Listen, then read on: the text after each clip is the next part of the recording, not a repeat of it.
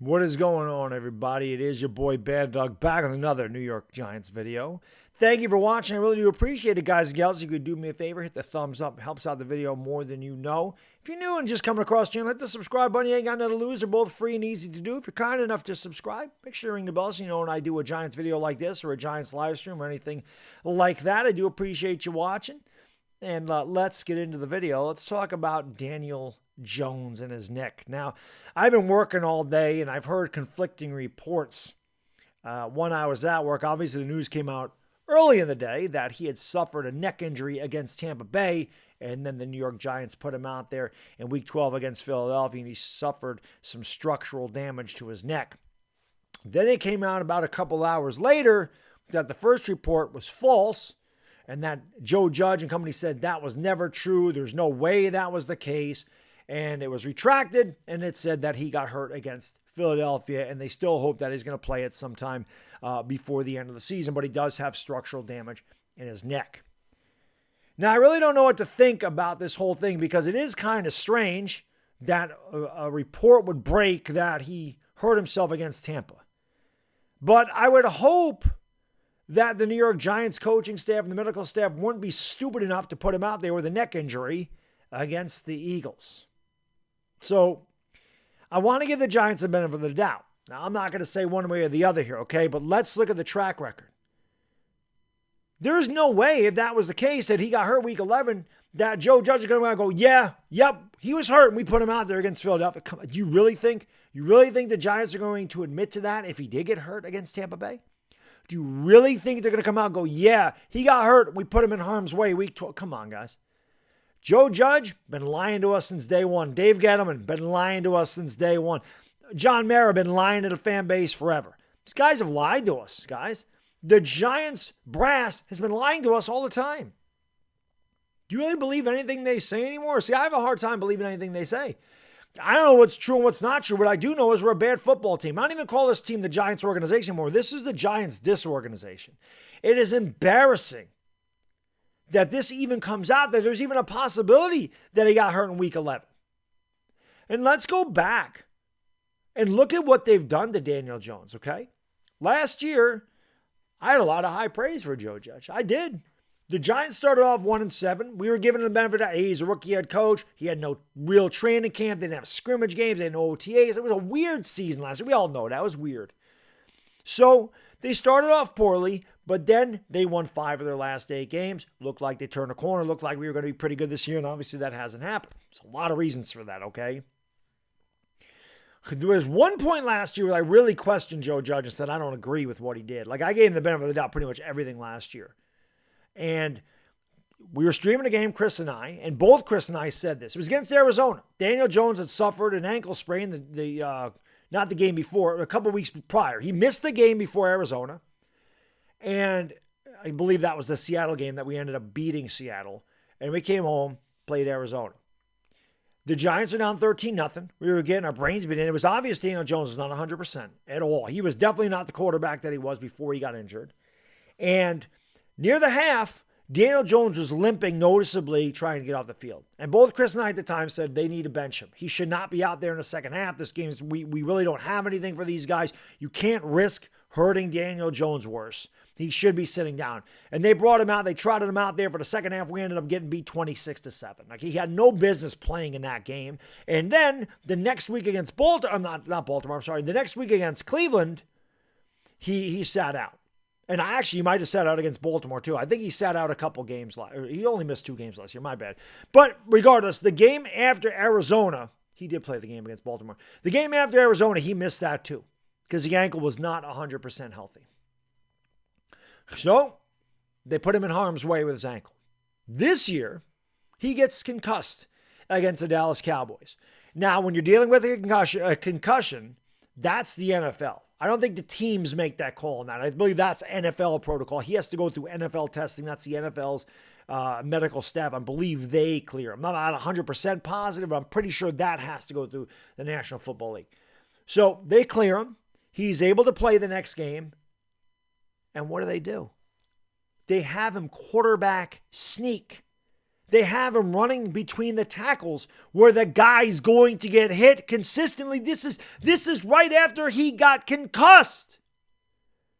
And they're saying, stick your nose in there, Daniel. Stick your head in there. Push forward into a pile of a bunch of 350-pound dudes looking to rip your head off. Push forward. It's okay that you just came off of a concussion. So again, do they really care about Daniel Jones' well-being? And now this thing with the neck. You see, I don't know what the truth is, and I'm not going to sit here and go, well, I know for a fact the Giants, because I don't. But if you look at everything that I just mentioned in the track record here, it does beg the question, did he get hurt in week 11? Did they not care? Did they go, yes, our season's on the line, you must play? Then Daniel Jones is not going to go, oh, I'm hurt, I can't play. Man, you ask any player if they can play, 95% of them go, yeah, I'm going to go. No matter how bad they're hurt. It's not their decision, man. That's when the medical staff and the coaching committee step up and go, no, man, you're not good. You're not good. You're not good. You're not good enough to play. You got to sit down. It's like when a pitcher's throwing too many pitches and the manager goes out and goes, hey, man, you got enough for one or two more batters? The pitcher ain't going to go, no, I'm done. No, I'm spent. Take me out of the game. I quit. No, they ain't doing that. They ain't going to do that. Daniel Jones ain't going to do that. Listen, you can think whatever you want about Daniel Jones. You can love the guy. You can hate the guy. You can think that he'd be a great quarterback if we had pieces around him. You can think he'll never succeed. You can think whatever you want about Daniel Jones. And one thing that cannot be questioned is his toughness. He's tough. He's a tough kid, and he wants to play, and he wants to give it his all. People think I don't like Daniel Jones because I don't think he's a future of this team. That's the farthest thing from the truth. I like Daniel Jones. He's a good kid. He works his ass off. It's not everything to do with Daniel Jones. Some people just can't play in the NFL, and maybe he will be better in another system. He ain't good here. He's not our future quarterback. Maybe he goes somewhere and he blows up. Maybe he does. Maybe he doesn't. Also, no matter how you feel about Daniel Jones, you can't be happy with the way the coaching staff and the franchise treats him. I don't care if that's not Joe Judge's quarterback or Freddie Kitchens or Jay. I don't care. I don't care if you know we're not bringing him back. You don't risk his career, and more on top of that, you don't risk his life. You don't risk his future health outside of the game. That would be absolutely asinine if they're risking a 24-year-old kid's health because, oh, well, I don't care about Daniel Jones. He ain't coming back next year and whatever. I really hope that, I don't know why this got put out there, this rumor, this report that he got hurt in week 11. I don't know where that came from. Obviously, we'll never know where or why that came out. And then obviously it was retracted. But again, if it was true, there is no way the Giants are going to admit to this because it'd be complete negligence. And if Daniel Jones really got hurt, he could sue them for that. I'm sure he could. I don't know if he would do that. I don't know if that's his thing because maybe they'd say, well, you knew you were hurt. You could play. I don't know how that works, man. I'm not a lawyer, okay? But regardless, it would be negligent on the part of the New York Giants to put him out there with a neck injury. It's one thing to put him out there with an ankle injury. As bad enough as it is, but it's an ankle. A neck, you're talking about a lot of things. If something goes wrong with your neck, you're talking about a lot of problems in the future. He's 24 years old. Don't mess up the kid's future. Don't mess up his future with another team if he can make it someplace else. Just because you don't like him or just because he ain't winning here, that doesn't give you the right to just abuse the kid. I've gone through so many emotions with the Giants. Not many of them have been happy. I can tell you that. I haven't been really happy with the Giants the last few years. I don't think any fans should be. I've definitely expressed sorrow and sadness, and I've definitely expressed my anger and displeasure with this franchise over the last couple of years. But you know what word really suits the way I feel about the Giants? Disappointed. I am really disappointed. I am disappointed in the way this team is run by John Mara.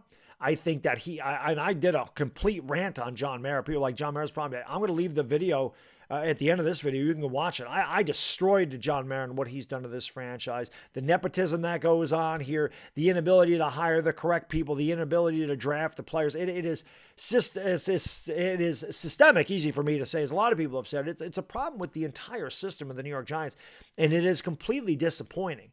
It is like they're completely clueless on how to run the organization, or like I said, I call it the disorganization the New York Giants. This is why Carl Banks said this franchise is broken, and he's right. And as I've said a number of times, every time you think the Giants can't get lower, they find a way to reach new depths.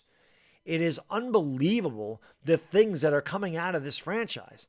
And again, I don't know what the answer is because it all starts with John Mara, and no matter what, you can't fire him. At some point, we have to hope that either the light bulb turns on in his head and he says, okay, this isn't working. We got to just bring in a GM. We got to let him do everything. I'm going to step back and just sign the checks, which is what an owner should do. Okay, outside of hiring people, once he hires them, he needs to let them do their job and just sign their checks. And if they don't do their job, then you can do what you got to do, but you can't meddle. You can't force quarterbacks and coaches and coordinators on other people. You can't do that. You need to let somebody else just run the operation. You worry about the financial side of it. You worry about getting the people in here. You worry about signing the checks. Don't be worrying about the personnel, the player personnel. Don't be worrying about that. That's not your job. I'm extremely disappointed in the New York Giants.